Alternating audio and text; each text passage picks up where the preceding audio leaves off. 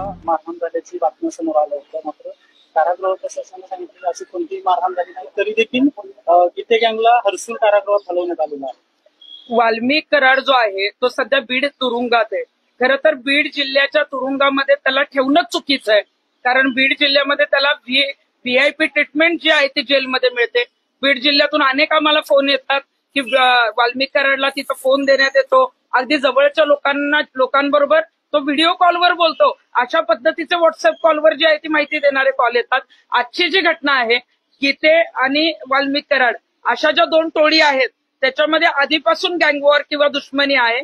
परंतु आज जर वाल्मिक कराडने मारहाण केली असेल किंवा वाल्मिक कराडला मारहाण केली असेल तर जेल प्रशासन का झोपा काढतंय का? याच्या आधी पोलिसांवर आरोप झालेत बीडच्या, आता जेल प्रशासनावर आरोप होत आहेत. म्हणजे वाल्मिक कराडला वाचवण्यासाठी आता महादेव गीते आणि त्यांच्या टोळीला